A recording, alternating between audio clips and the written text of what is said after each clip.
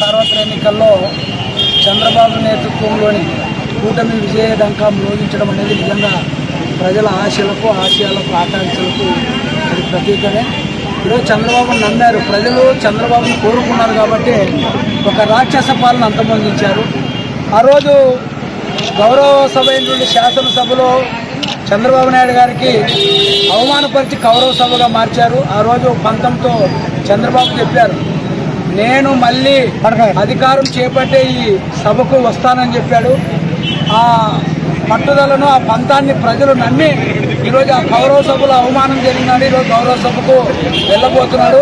అలాంటి సగౌరవంగా ఈరోజు అలాంటి నేతృత్వంలో మా ప్రియతమ నాయకులు కోట్ల జయసూర్యప్రకాష్ రెడ్డి గారు రైతు బాంధవులు, ఆయన చంద్రబాబు నేతృత్వంలో ఈరోజు జట్టుగా మరి చంద్రబాబుకు తోడుగా రైతులకు అండగా, ఈ జిల్లా ప్రజలకు అండగా అభివృద్ధి నడిపించే దిశగా మరి గెలుపొందడం నిజంగా ఈ జిల్లా ప్రజలు చేసుకున్న అదృష్టంగా భావిస్తూ మరి ఆయన 5 ఏళ్ల పాలనలో పెండింగ్ ప్రాజెక్టులను పూర్తి చేసి జిల్లాకు అంకితం చేసి ప్రతి రైతుకు సాగునీరు, ప్రజలకు సాగునీరు అందించే దిశగా మా నాయకుడు చేస్తాడని మేము ఈ సందర్భంగా తెలియజేస్తున్నాం.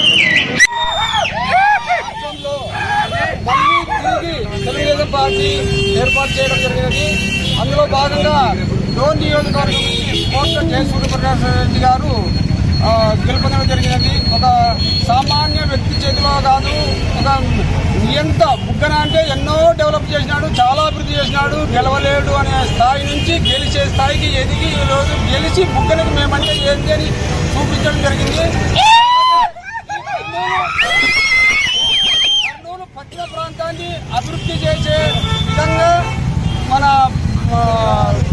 గురు రాఘవేంద్ర కానివ్వండి, వేదావతి ప్రాజెక్టు కానివ్వండి, ఆర్టీఎస్ కానివ్వండి, గుండ్రేవల ప్రాజెక్టు కానీ ఇవన్నీ కూడా ఆయన హయాంలోనే ఖచ్చితంగా